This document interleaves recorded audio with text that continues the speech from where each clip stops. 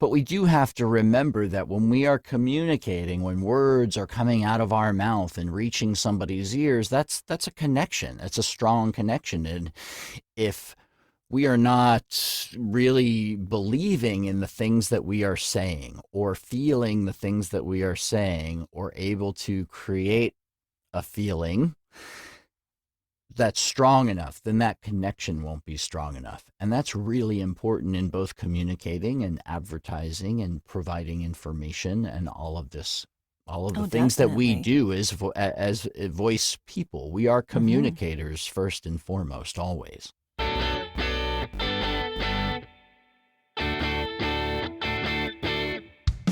Welcome to Audio Branding, the hidden gem of marketing. Sound plays a more important role in human behavior and our decision-making than you may realize. In this podcast, I'll help you understand the art and science of sound so you can better influence others in business and your life. I'm your host, Jody Krangle. Let's delve a little deeper. This is the first part of my interview with Dan Friedman.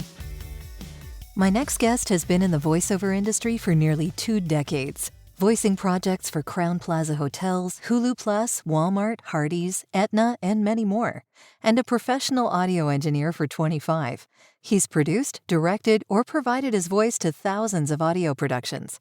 In 2010, he published a book called Sound Advice: Voiceover from an Audio Engineer's Perspective. A first of its kind in the industry, the book covers audio engineering and studio session etiquette as it relates directly to voiceover talent. He continues to write a popular blog at his website, sound4vo.com.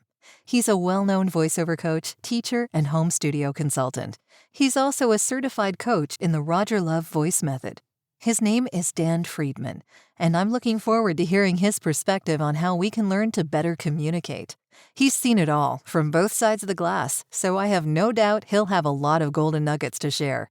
As always, if you have questions for my guest, you're welcome to reach out through the links in the show notes. And if you have questions for me, visit audiobrandingpodcast.com, where you'll find a lot of ways to get in touch. Plus, subscribing to the newsletter will let you know when the new podcasts are available. And now, without further ado, here's my interview with Dan Friedman.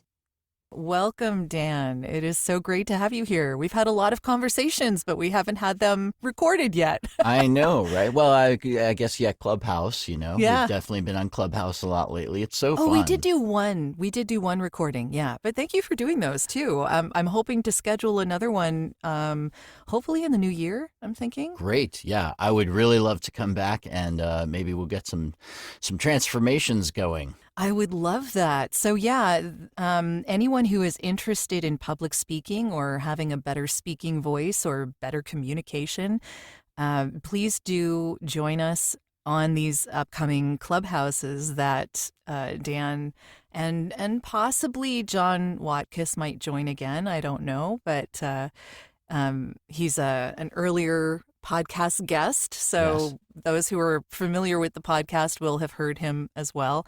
Yeah, we would love to do some transformations with people. So if you really feel that you want to take the plunge and do something about your not being happy with the way that you communicate. Right. Yeah. If you're not happy with your voice, Yeah. this is an opportunity to maybe help fix that or improve it. Yes, exactly. So please do reach out if you are interested in that and we'll arrange something. We'll figure it out. Absolutely.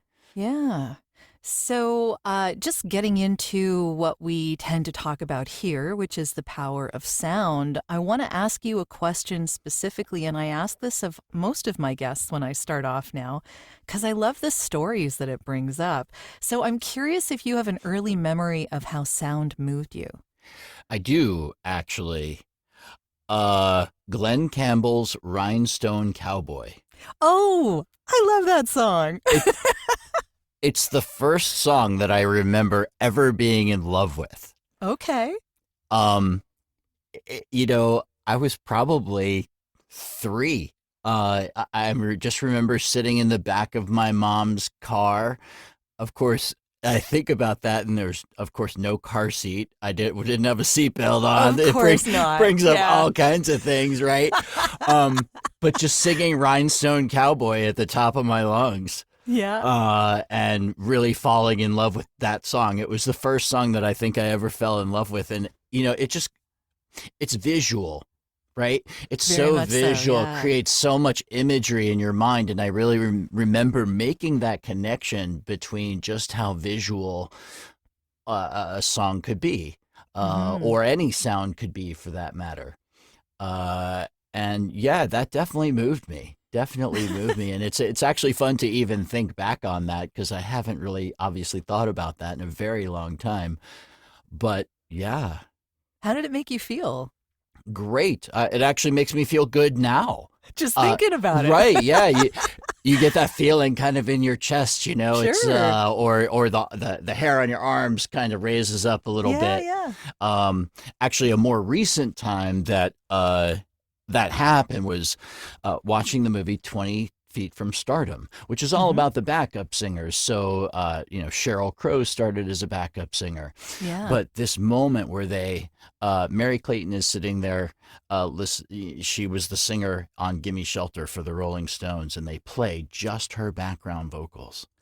And she's sitting there, and I swear I mean, it's unbelievable, Gray matter is just a shadow. I mean, Yeah. and her story about that is amazing because they pulled her out of bed at like 1 a.m. She's like 7 or 8 months pregnant at the Yeah, I time. remember that. What a Yeah. I mean, it's crazy, but I remember wow, hearing that. wow. Wow. It just that really it's so much fun when sound affects you in that way.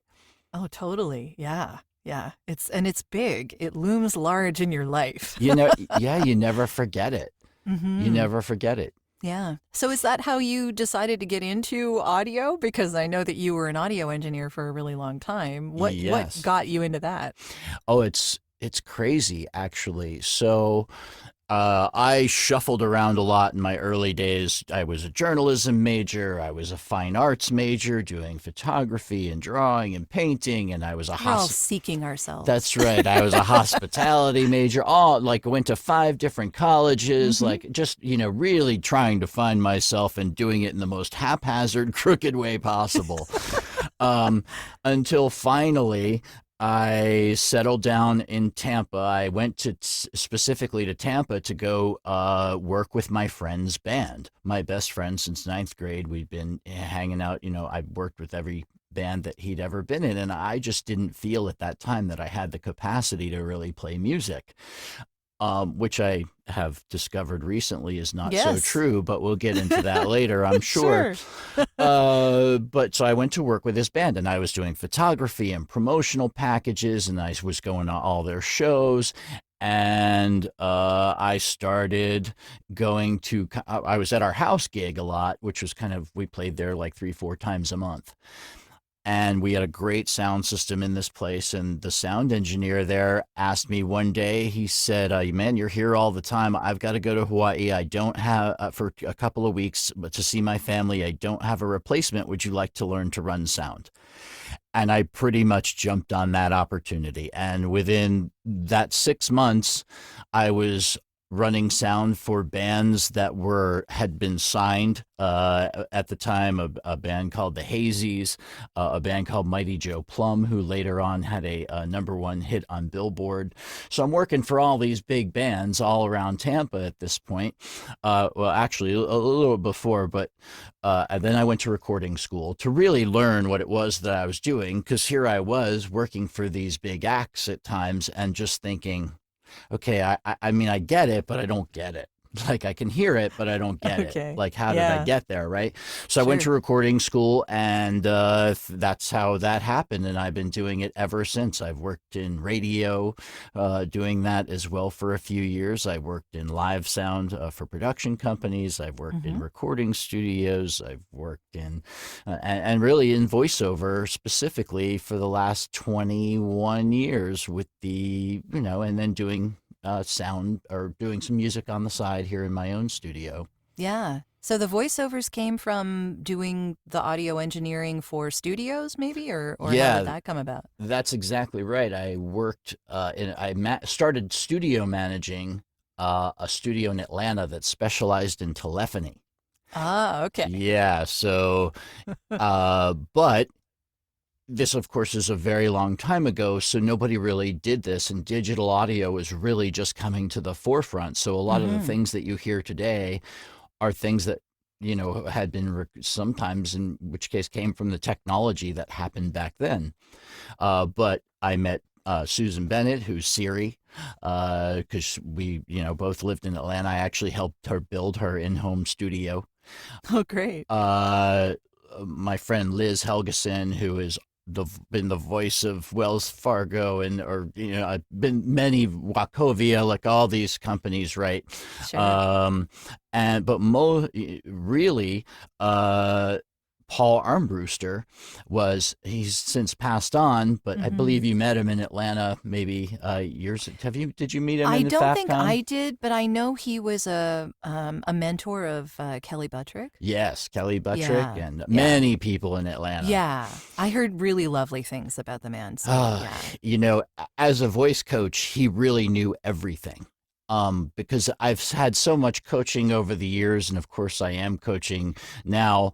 Uh, the He knew everything. He really did. Like, he really presented everything, and ever since, like, nobody's really covered it all in the way that he did.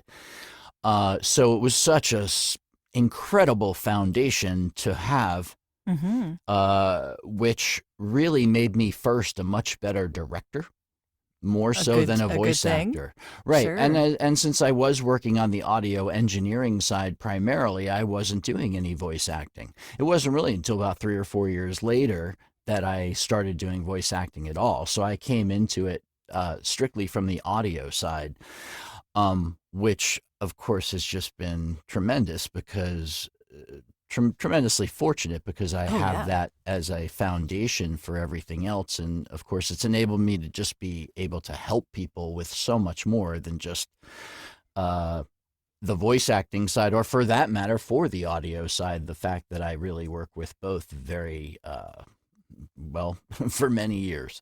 Yeah, and I'm sure it helped your own voiceover business as well, knowing what Sure. you needed to know to produce good voiceover audio. Yeah. Oh, absolutely. Yeah. Absolutely. Are you looking for ways to improve your company's or podcast's impact? You'd be surprised how powerful the use of an intentional audio branding strategy can be. Want to know more? I have a free downloadable PDF that gives you my 5 tips for implementing an intentional audio strategy at voiceoversandvocals.com/audio-branding-strategy. That location does ask to put you on a mailing list, just to send you updates on when the new podcasts come out. But if you really don't want to give your email out, I understand. Just contact me directly. My email is all over my website, and I'll make sure you get that PDF without needing to sign up anywhere.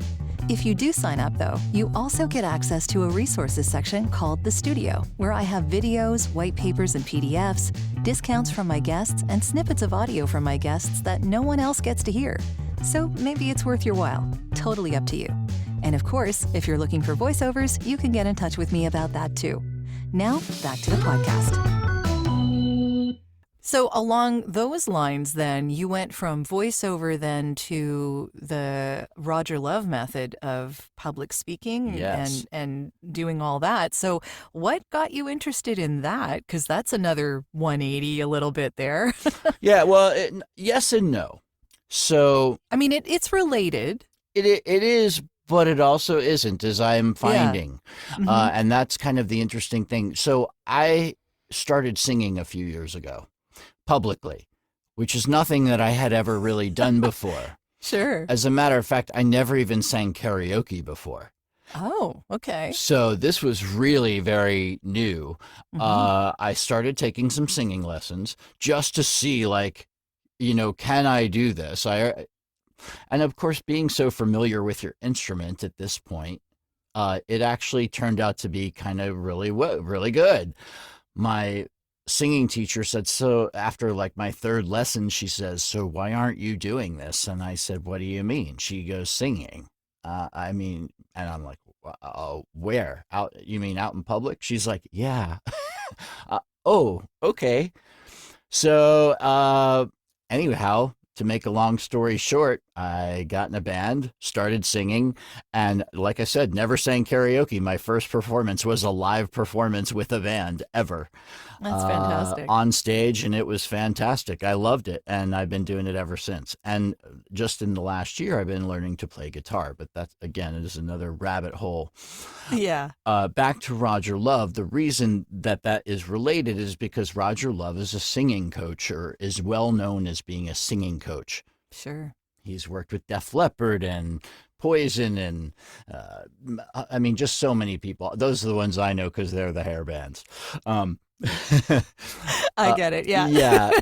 Let me see if I can think of Gwen Stefani. Okay. Well, she's I don't know. Kinda Still there kind of the too. same era. Yeah. All right. It's I'm okay. getting nowhere with that. Showing my age every step of the way. That's okay. I'm right there with you. Anyhow, he's a singing coach. So as I started to get more into the singing thing, I started to get more aware of singing instructors that were out there and discovered Roger Love. And it just so happened that he was offering and he's had never done this before. So I'm actually one of the first in the world to be able to do this, was to learn his method of teaching for speakers, which and that's how that occurred, really, which has really been a pretty amazing thing. My initial thinking on it was, all right, this is a guy, I've been doing this for 20 years. He's been doing it for 30, 35 and working with, amazing people. So I'm bound to learn something from him. Like I certainly, I didn't go into it thinking that I knew everything and that I always can have something to learn from somebody. And Always a good attitude. yeah, I mean, obviously, right? I mean, anybody who's done it for more years than you, it has something to teach, in my opinion. Oh, totally. So I definitely wanted to see what he had to offer. And again, I was not familiar with him at all, so I really didn't know what I was getting into. But anyway, I became one of his first certified instructors. And there's only, like I said, 60 or 70 of us in the world, and they are really spread out all over. And I don't know that there's going to be another class to certify people for a while.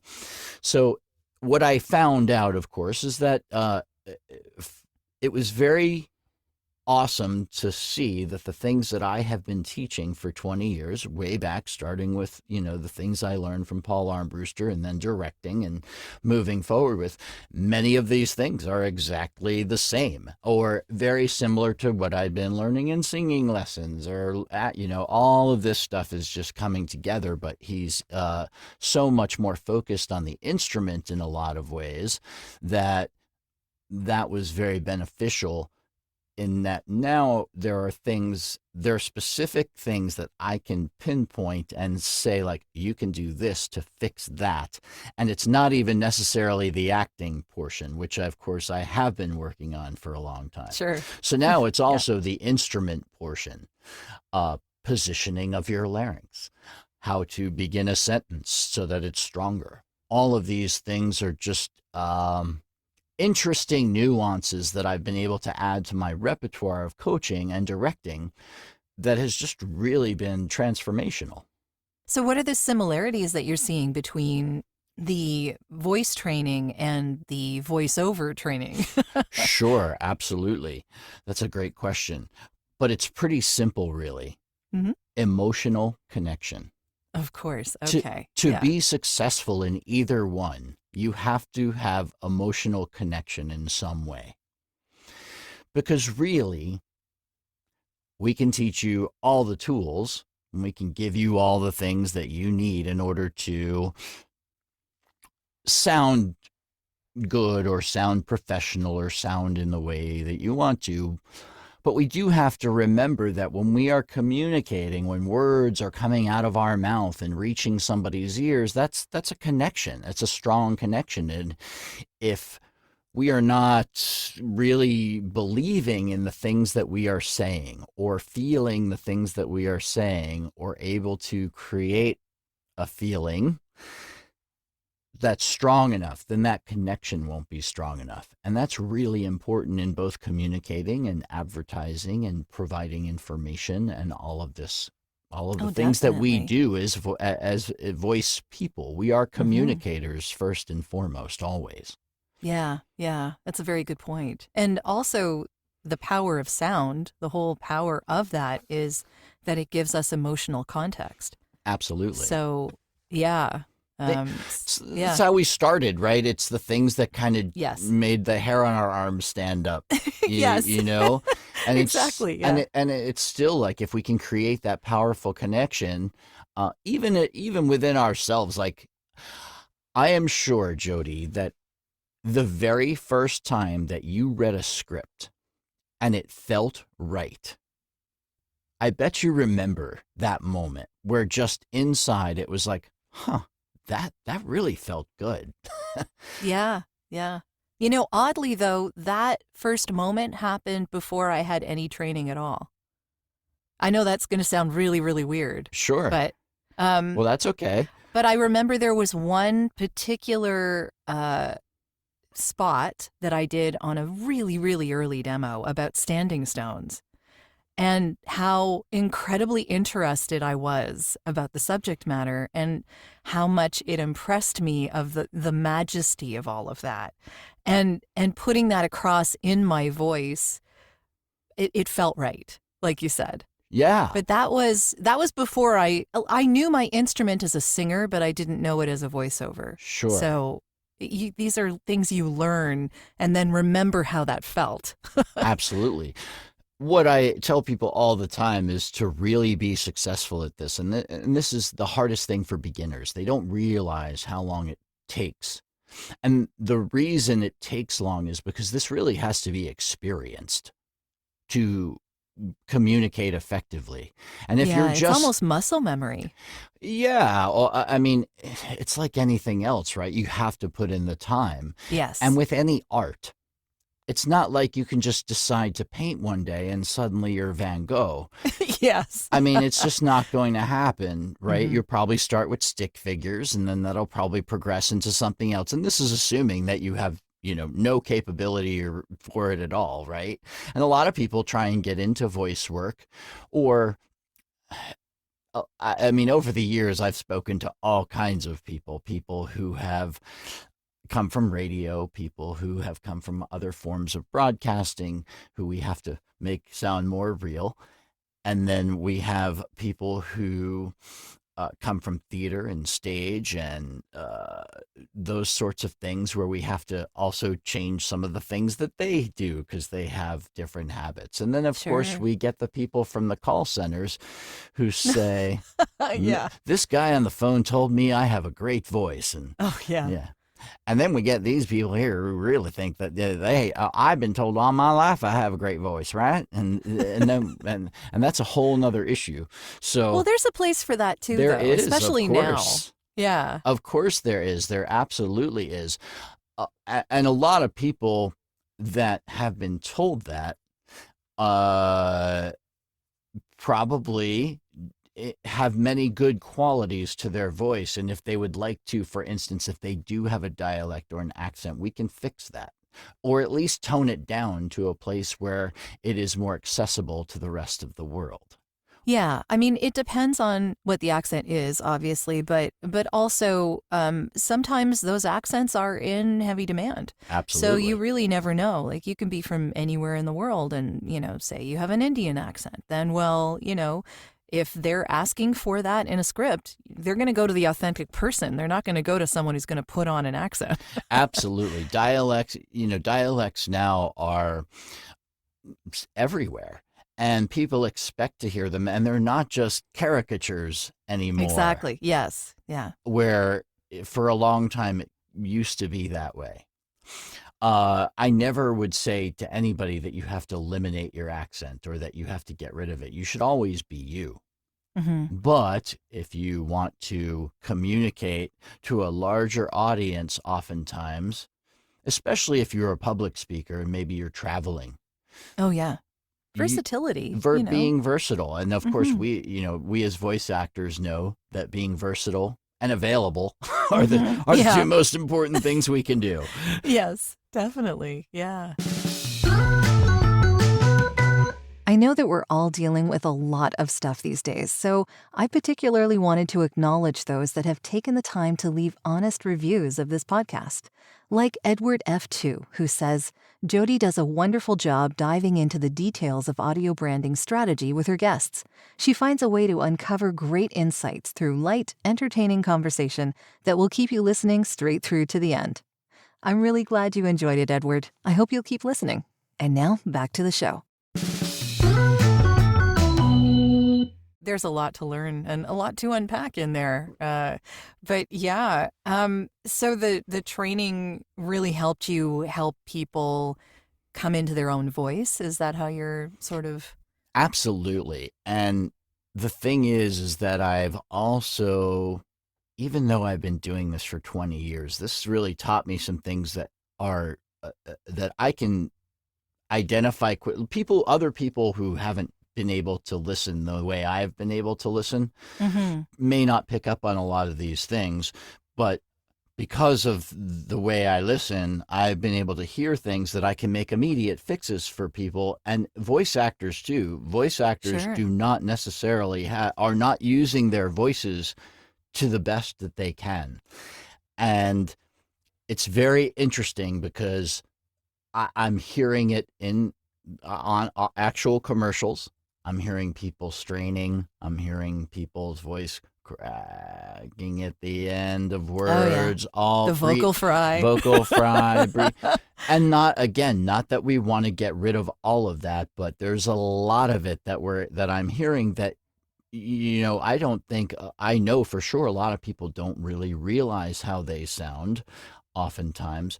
Or the other big disconnect that's happening is the sounds that they're making don't match the attitude or the emotion that they're meant to communicate. I see. There's What's an example of that? Do you there's have a like disconnect there. Yeah. An example of that. Yeah. Wow. That's a really good question. So I'm just curious because I'm pretty sure that I've probably heard something like that before, but yeah. Well, the thing is, you hear it all the time. For instance, you might be sounding a little authoritative on a particular line that should be perhaps a little friendlier. Okay. Because you're in the zone that the script is generally authoritative or meant to be a little stronger, powerful. And you lose sight, a lot of voice actors lose sight that the intention of the line, of a particular line, is not meant to be that way necessarily, even though the rest of the script could be. That's a very broad, foresty kind of example rather than trees, but it's the thing is that people don't hear their own voices that way. Yeah. So when you work with a coach, when you work with a director, they're able, hopefully, that's my goal, is to steer all of this so that it's a cohesive package. It's Sure. really meant to sound connected, and there should be no disconnects. And I just know, having done this for so long, that is something that not everybody picks up on.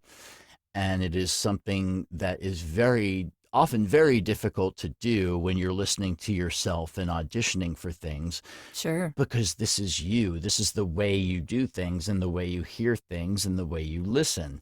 And you're hearing your own voice in your head. And you may not even like the sound of your own voice when you hear it recorded, especially when you're starting out. So, yeah, it can take a little bit to get used to. Absolutely. So it's why a lot of people don't realize that this takes so much time to experience and so much coaching to find these disconnects or these things that are not making the whole package cohesive. Sure. Yeah. And there's also the idea that one script isn't the same note all the way through. Yes. So you're likely to see, I guess, what they call turns. Yes. So the turn in the script would require a different vocal tone. Exactly. If it were a of an acting script for camera, we would call it beats. So it's really the same Sure. thing in a Still the voiceover audio. script. Right. It's still audio. Yeah. So it's if you wanted to look at it this way, it would be the entire script is your book, and each little turn is a chapter in that book. Yeah. Yeah. And just like a book, the setting might change for a chapter, or certainly the people in the story might change. There's a whole change that occurs there, but it's still the same book. So it remains in its zone, but there's moments that have to have some dynamic to them because that's really what makes it interesting to listen to. And that can happen in a 30-second script as much as it can in an audiobook. Absolutely. It's a story.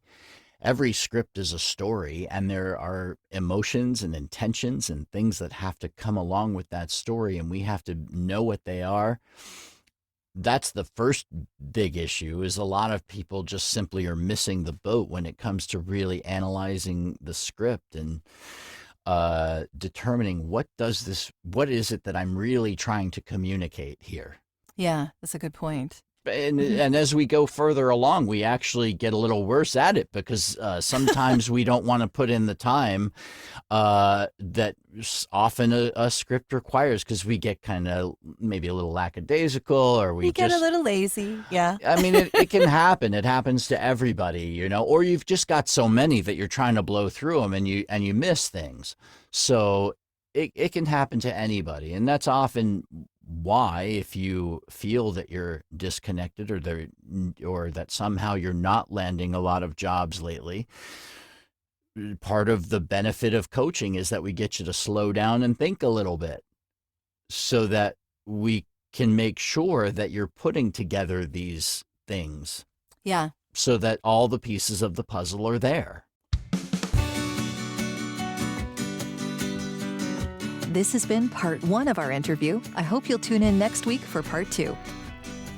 Well, that's the end of this episode. Thanks for listening. And if you like what you heard, why not tell a friend about this podcast? It's available in all the usual locations. Until next time.